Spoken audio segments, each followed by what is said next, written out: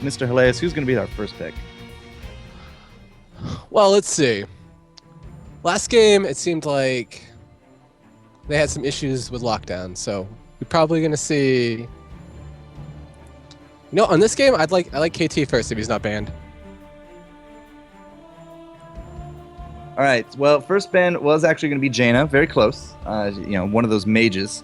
Oh, first pick. There it is. Yeah, Tyrande is going to be the return, and there's the first pick of Kael'thas. So it's not quite the ban you were looking for, but it will be the first pick. So Tuark saying we really do want... Kael'thas is very versatile. Brings an AoE, brings an AoE ultimate, brings more AoE, and then even a disable on top of that. On this map especially, the free W as well, I mean, for some of these prolonged team fights, can really make a heck of a difference when it comes to that sustained damage. I mean, and the AoE is just insane, especially fights on top of the shrine. Yep. You just focus the heroes or you focus the minions, and you either get free hero damage or free minion damage, and it's so great.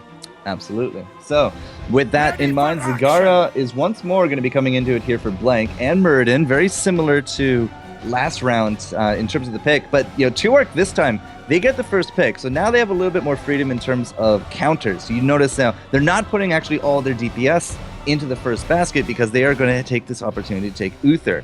And their last two picks last round was actually the Jaina Thrall, and that didn't exactly work because when you put too much damage like that on the table, it's very easily countered. So now Tuark is able to pick up the Uther. If they really want to be super safe about this, they just need to take a tank here. Probably going to see a double warrior by Tuark with this comp. Just protect the Kayle. You got two supports again. Two supports, double warrior. Now, would one of those warriors be Sonya? I would assume Sonya and Johanna. Okay, Blank is actually going to take Thrall out of the equation. So Thrall's going to be the second ban here. Now, Tuark, what do they see here from Blank? They see the Muradin, Zagara, and they've already taken Uther and Tassadar. The Tyrande's already banned out. Could actually target out a healer. Oops. If they're going to take double support and double warrior, they shouldn't be too worried about the potential of burst damage, especially with Uther and the Divine Shield. I would want to see a healer taken out of the pool here. I mean, Malp is probably one of the better AoE healers, but... Oh, Falstad. So they're going to take away the gust potential. Oh, yeah. If Uther Divine Shields somebody and then Falstad gusts, it's just that target left. Correct. So I wonder if this is saying, all right, global opportunity with the flight, it's out, the gust is out, the single target burst that Falstad can actually do with between lightning and hammers and auto attacks. It's actually fairly significant, but I don't know. I mean, Tuark is not afraid of any kind of healer that Blank can pick up here. Ooh, take away the Sonya. Okay, so Sonya Muradin. There's the double warrior that you're looking for, but it's on the other team. Yeah. They still need another damage dealer. Yep, they need another assassin and Raynor. That definitely reeks of old school right there. I was actually expecting that last pick for them to see what they get here. So Blank is going to leave their support all the way to the end. Tuark already has two supports. There's no more bans. It's a very safe assumption that they can pick up somebody that can heal. Because there's unless we're going to pick out like quad support here for some stupid reason, Blank is very safe in knowing that they have secured themselves the hero in their last. So Tuark needs a warrior, and you think it's going to be double. You could see the old school Leoric Johanna here. I mean, they have the slots. It would do pretty good against their comp. Back when Infernal Shrines was still 30 to get it, and all the bonus damage from both Johanna and the Leoric. I'm a little hesitant to put a Leoric on the table because Sonya Muradin could just lock him down. I mean, Leoric at one point was basically almost the first pick potential, tank of the game. But he's been subsequently nerfed, and Sonya kind of did rise to power because of him. You put the spooky hand on him, and it's really not going to do too much if she can get a whirlwind in with a few creeps on it. You just don't lose hit points on it. So we have their Kerrigan pick, which is pretty good here. I would say Johanna's actually probably still up there for a potential. I wanted to see Kerrigan last round. Diablo. Okay. I don't see any obvious synergies here other than, the... Lots of stuns. Yeah, it's just lots of stuns. Kael'thas, Uther, Kerrigan, Diablo all bring CC. Diablo very likely to go into a lightning breath here. He can't be stopped about it. The only thing to take him down, I think, would be the Zagara Maw. Yeah, that's the only thing that stops him. Funny enough. So if we have to put Maws on top of Diablo, that's a lot of freedom here for the other team. Tassadar Uther, though, keeping up the Kerrigan. I do like that as a bold initiative. If you can get, gather a few people up into either a Diablo Apocalypse or a Diablo Lightning Breath, on top of that, you're going to have Kael'thas, very likely with the Phoenix, and on top of that, Flame Strikes, right? Oh, and once you get 13, if you got a nice, get a nice Kerrigan stun off, chain bombs. Chain bombs everywhere. Chain bombs, yeah. Blank is going to need a mobile ranged healer, I think. And, well, maybe not mobile, but something range. If, with now the Murden and the Sonya, they're going to be the big targets in front. You can't have a melee to go with it. Another Rhaegar. Well, they're going to add Rhaegar to it. So, ranged heals, but melee attacks. Sheth, I guess, is just really interested in playing that. I find it funny his name is still C9 Sheth. Well, he's probably got so much on that account, you don't want to change it. So the Rhaegar heals with the Ancestral, the Lightning Shield on top of Sonya. Murden very likely won't need it, but keeping up that Sonya into the front, you get the Inspire from Raynor for not only Sonya, but Murden and Zagara. Faster auto attacks with that Avatar means you're getting stun locked.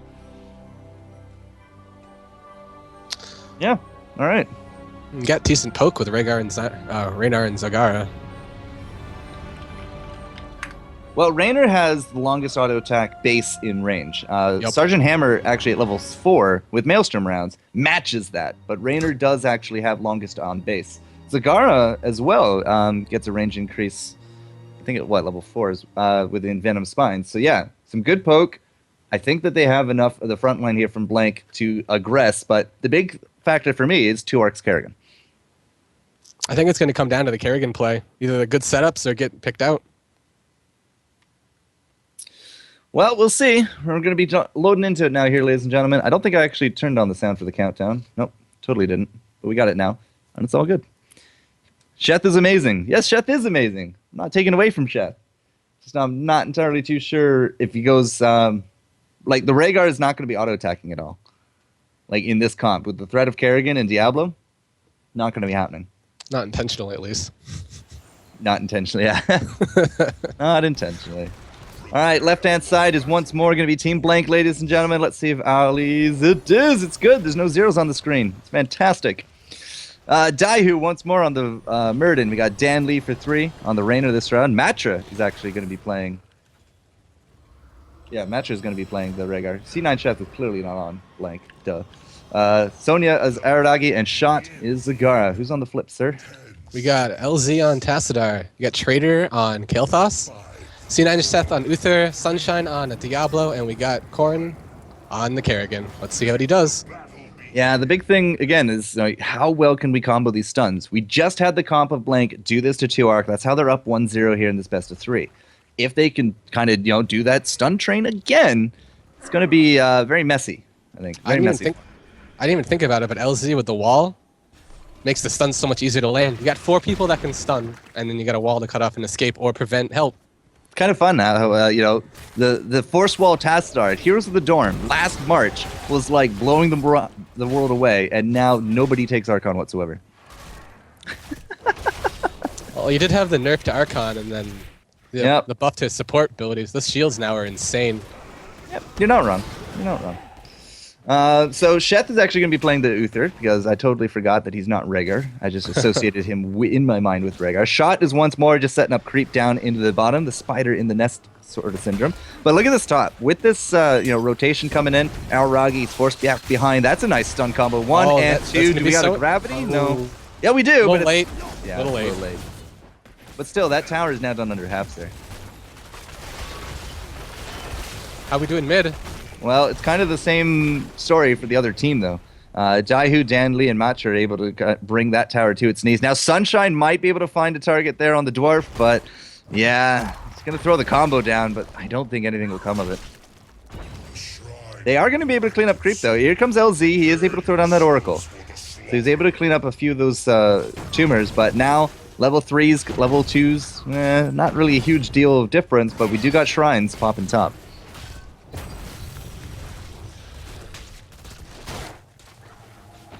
I don't think bottom's going to come to it.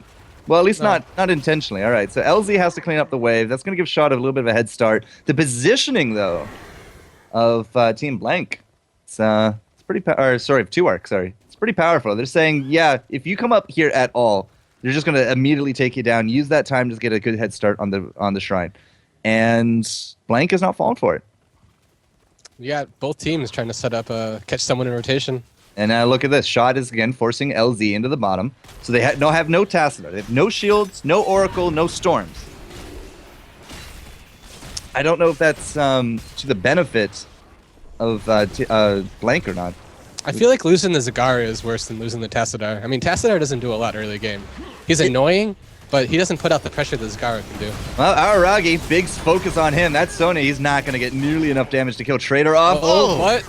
Daihu will actually be able to pick it up with the Goomba Stomp there. Now Sunshine goes to the wall. He is going to be able to throw Matra again over the wall. And Matra has no escapes. Doesn't matter. Diablo's the one actually to go down to the focus fire. Here comes LZ. They're actually able to pick that one up. And now Crone is a big target. Big stuns and big Goomba Stomps again. Daihu able to pick that up. A stun again on top of Uther. And that is what? 4 kills for 2? Yep, that was a pretty good fight. I did goodness. not think it was come out that way, but he had Zagara come at the end to save the day. Zagara and LZ making their fashionable late appearances. Not a really big lead, however, developed in these Infernals. I don't think the Shrine fight is quite over yet. I mean, they only have 13, and you got the rest of the team responding here. Kerrigan going for Siphoning Impact into Clean Kill. I get Clean Kill. That's a pretty standard one, but Siphoning Impact for 10% of your health.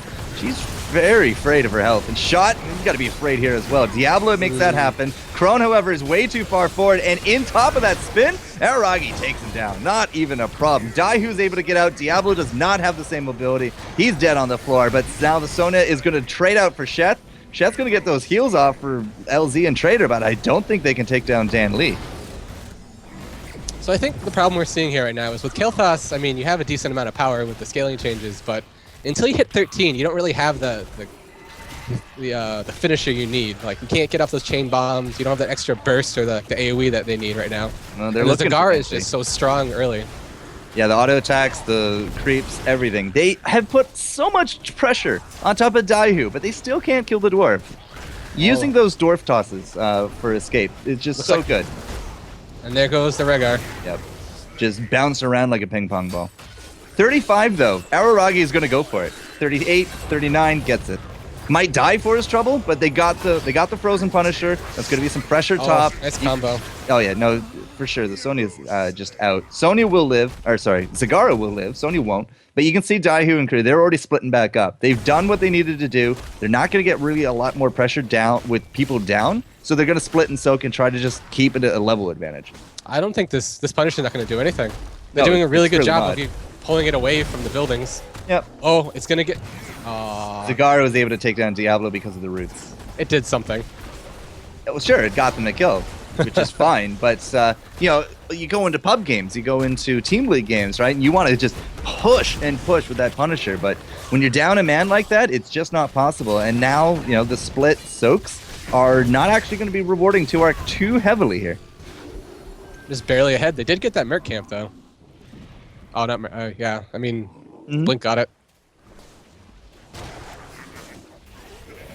Yeah, Blank got the Merc camp. Is there a dead tower? Okay, it's a dead tower mid. Couldn't quite tell there because of the stupid health bar. Dan Lee's pushing down bottom. They are going to maintain their advantage to 10, but it's not a huge window, as I said. Like, they're not really going to be getting a huge amount out of A, the Punisher, or B, the split. The kills are pretty even across the board. 8-6. And now what with the level 7 talents coming in, like the double battle momentums, I have to see if that makes a difference. So, you're not used to the siphoning impact on Kerrigan? Oh, No. wait. I'm not. No, Shot's gone. Yeah, triple stuns. So, generally what you'll see on especially a map like this, she can use her Q to actually jump around the minions, and every time she jumps, she gets another 10% of her health. So And because she has clean kill, it resets, she gets the mana back, and she can kind of use it as an emergency heal. Right, okay. So a creep wave could actually be 10% of her max health. That's what, 60? 60%? 80%? Yep. Or even the minions in the shrines. And bottom we have right now, they got a 4 push, they took the bottom keep, or the bottom fort. And we do got the Maelstrom, Divine Shield on top of that. It is going to be Apocalypse. It's not going to be a combo into Lightning Breath that I might have wanted to look at. But if they can throw down the Apocalypse with a combo from Kerrigan and Maelstrom on top of the Phoenix and all that. Where is my... What? Alright. I think that could actually be very devastating. But it's very tricky to land. Like, the Apocalypse timer is not something that you can really do on a spur of the moment.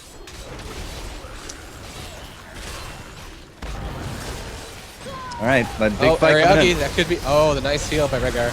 Yeah, Aragi now, no stuns really left for him. There's the Apocalypse. Doesn't really seem to hit the damage that it needs to. Kael'thas is going to be down onto the side. Aragi is going to come in again, spinning. That's going to be a Maw.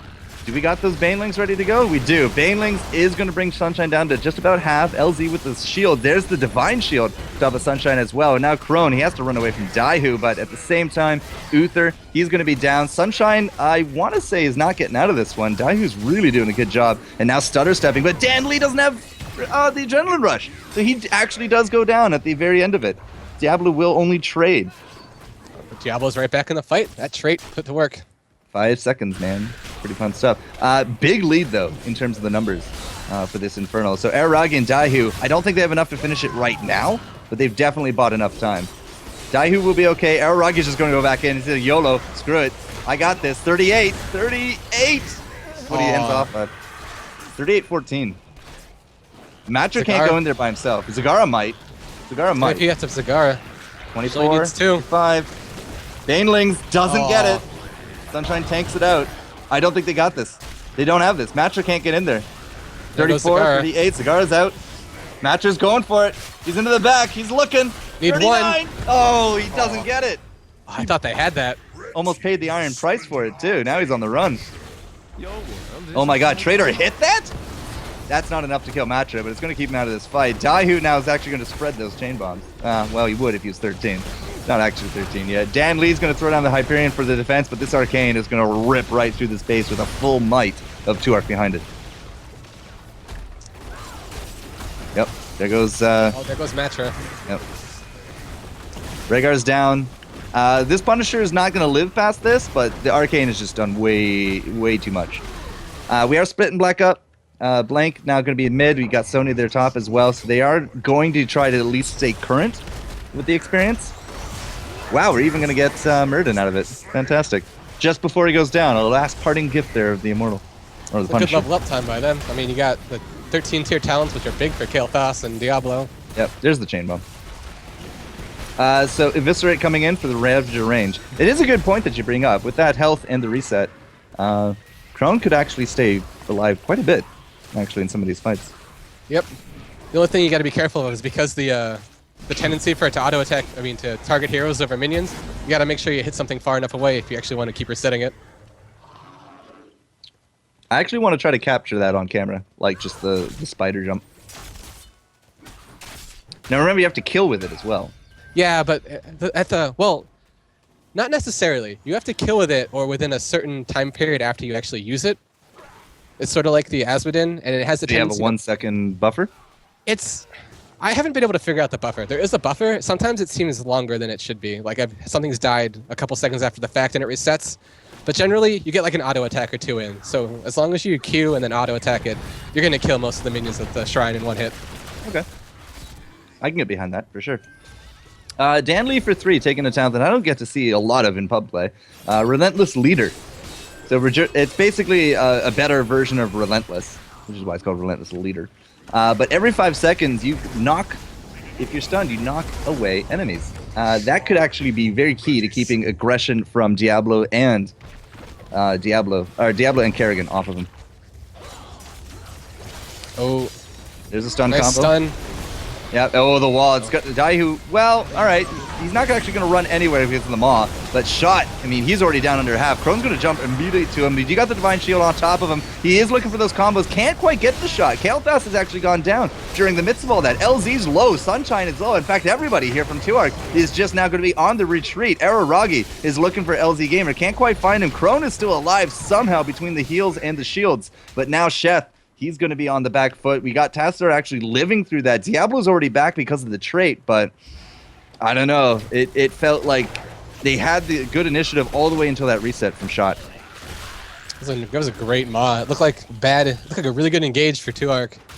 But that mod just completely turned it around. I mean, you had Diablo and Kael'thas split, and just Sonya chasing Kael'thas until he was dead. Not enough peels on him. And with 0 in the bank here, it's just going to be given up here by 2-arc. You can see Sunshine already pushing out. We got LZ taking care of bottom lane. Pretty big creep wave there for him to take care of, so that will reset that aggression. We actually only have Sonya taking care of the Infernals. It's all about now pushing down this top. If we can remove this fort, then the Punisher is just going to go straight to keep. So we just hit 16 for both teams. On 2-arc side, we have Nerves of Steel, Brute Expansion, Stoneform, obviously, Tidal Waves, and Bullseye on Raynor. Yeah, Healing Surge and Tidal Waves, that's the good combo. It's fairly new combo, actually. Rhaegar got that, what, November? October? Wasn't majority of the year, that's for sure.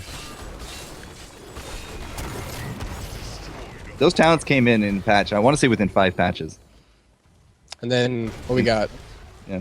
Essence for Essence, that's an interesting one in Kerrigan. Hardened Focus on Uther, Imposing Presence, Backdraft, no shield, and Dimensional Warp on Tassadar. Backdraft for the slows. Don't get to see that one too much, but Punisher's doing his work. The shield. Yeah, it usually is Arcane Shield, yeah. But the Punisher's going to go down. They're not going to get the keep out of this one, but they were able to clear away the gate. So 17-16, Sunshine's not going to find Daihu, and everyone else is just basically safe at this point. Aragi's making a charge here for mid, but we have everyone basically just following through. If they can catch Rhaegar, yeah, that was nice. They were looking to catch Rhaegar. He doesn't have a mount, so he's going to be slower than everyone else. But Dan Lee pushes him back. It's cool. There's no combos whatsoever really going down. Aragi gets stunned out. There's the Maelstrom from Crone. He's only on top of Daihu, though. His shields are just not there. The Divine Shield actually still up. Did not go down on top of the Kerrigan. And that should just be at the end of aggression here from 2-arc. Yep, Sunshine's out. It's back up in 5 again. Yeah, but every time you reset those souls, it's not something you want to use, but I mean, it's there. All right, so mid, it's very likely going down. I mean, they still have no Kerrigan. Daihu actually still has Avatar if he really needs it. He might actually have to pop it here just for the crowd control. He will throw down the stun on top of Sunshine. Dan Lee, however, is taking a heck of a beating. So is Aragi there. Chain bombs and backdraft. Yeah, they're doing okay. They're doing okay. Oh, this could... No. He's really holding on to that key. That Raynor. Jeez. Yep. All right, so Daihu is not going to spread, but they do take down the Sippy Cup.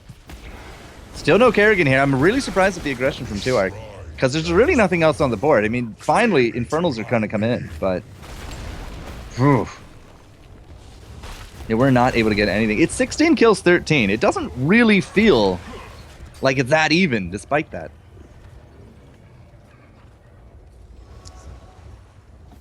They're not even going to go for the Shrine immediately. They're going to try to put up pressure top.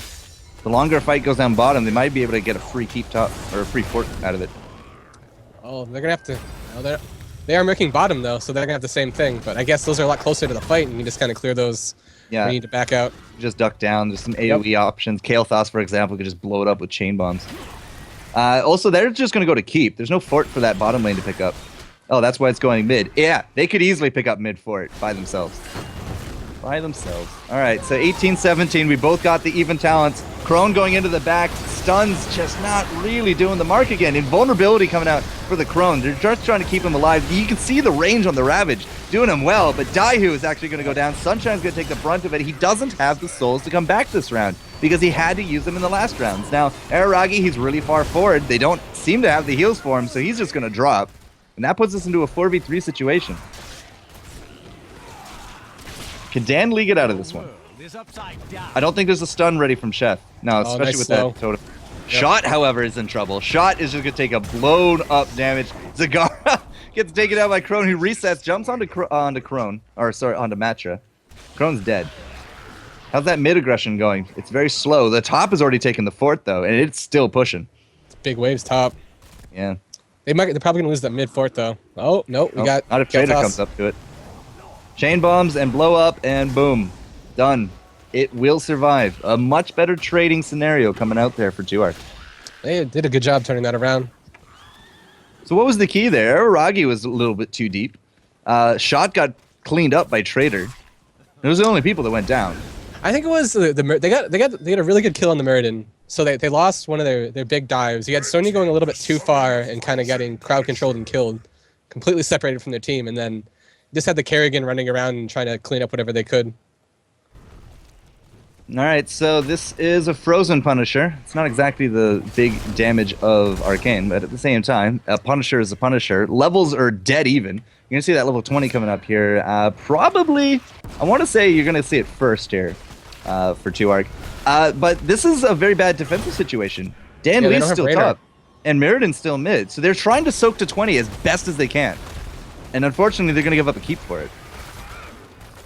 They're trying to bait out the Punisher. You can see Shot and Araragi. Oh, that is way too many people to put putting on top of a Punisher. There's the 20s. They come out. Blinks and shields and Shot. He's going to be okay out of it. But the Punisher's going to go right for the core. We do have a Hyperion doing some major work here on top of 2Arc. Dan Lee, however, is way too far forward. There's the Adrenaline Rush. He's now very vulnerable. Sunshine's going to come in. Trader, I would have assumed, is going to go for him. But he's just getting auto attack locked up by Daihu here. Oh, there's the shield. It's not going to be enough, though. Trader's going to go down. Sheth is going to drop there as well. Sunshine, Crone, and Tassadar, all low hit points. They can't really continue on this push. Where's that Punisher? Punisher's at 15%. He's actually playing around with Shot and not hitting damage on the core. Shot actually kept core at 100%. Just barely. Look at that sliver of a shield it's got. Hey, inch or a mile. Win is the win. Araragi cleans up mid. Not a problem.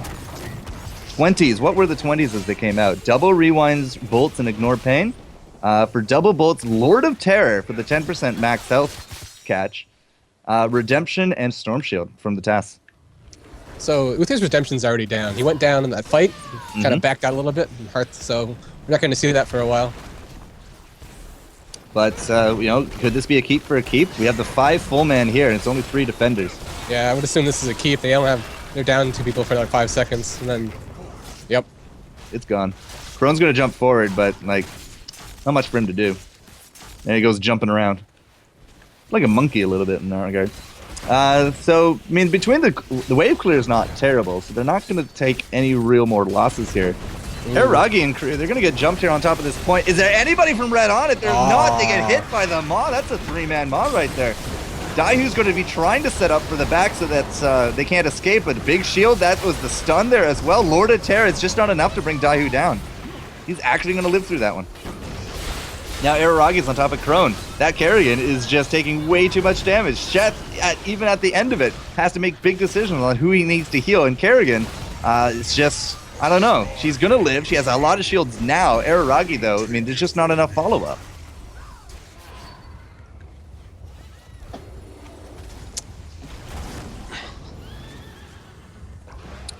So 21-20, sir. Keep for keep. We got a Shrine coming up. Positional advantage actually could go the way of 2Arc, except it looks like 2 of them are heading home. So we're going to get some mercenaries now pushing out to the top. Bottom lane has got to be a consideration. Shot is going to take some mercenaries mid as well. That's going to be 2 lanes of mercs pushing down against 2Arc. So I think that the Blink, Blank has a better opportunity here because they have the Punisher possibly, and it's an Arcane one that's going to be popping out, and their entire top lane is free. So if they get this could be game here. But the Punisher, either way, yeah, so the Punisher for 2Arc has to go through a keep, but the Punisher for Blank gets to go straight to core. Exactly. Yeah, that's a good point. Arcane, too. Shot isn't there. Shot was actually doing these mercs mid, so the mercs will start pushing up. We have a heck of a lead now coming in, 12-13 now for 2Arc.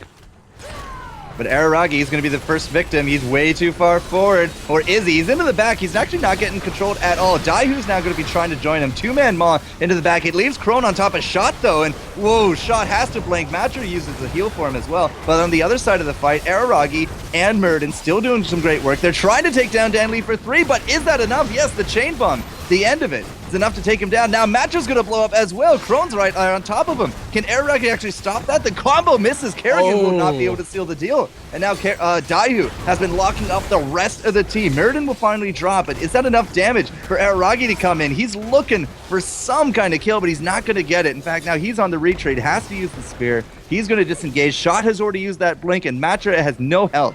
This is probably now going to be The Inferno Should going, be 2 arcs. Yep. Yeah, for the 2 arc.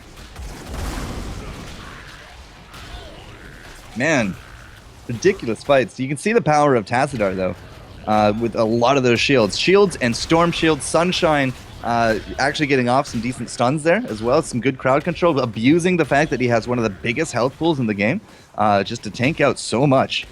Worked out, grudgingly very well. I thought that was gonna be a complete blank win there. Like, they had such a great maw, and just everyone just barely got away. Those shields, the heals, like the walls, insane. Now, remember, there were some mercenaries pushing here mid. Sunshine's going to go home, going to actually try to clean this up, but now he has to deal with 6 of these Khazra. 1 tower was the gain for it, but of course, there's no push potential here for 2 arc. Even if they want to push up mid, they have to now deal with all this, and, well, deal with it they did. They get an Arcane Punisher for top. If they push with it, they can probably take a keep. The Arcanes just do a ridiculous amount of damage. I don't think they're going to get the opportunity to push. If Team Blink goes for the back door through the top, then they have to recall, and there's not going to be a push. That's what they're going for. They're staying very, very hidden on the map. I don't know if they can backdoor in time. They got shown. Yep, they got shown. Everybody's heading back. The Punisher will get keep. Oh, they're not actually trying to backdoor. They're just trying to pull him off. Oh, and they only pulled 1 off. They're too preemptive on this. They got seen too early. They're backing out too early. Now they've already lost their gate. Now it's Sheth, and Sheth is just going to be able to Divine Shield and walk home.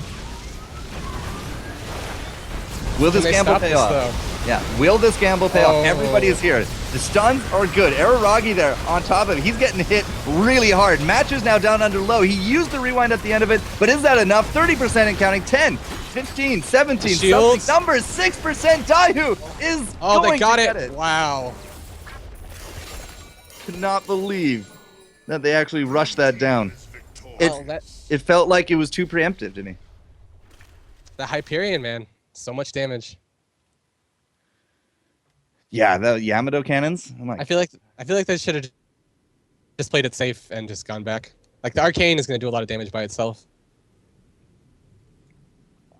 Team Blank, 2-0, 2 arc. They're out of the tournament. Wow. Not how I saw this series going when I was told it's 2 arc and all these people that I've never heard of. But turns out I play with Blank actually quite a bit.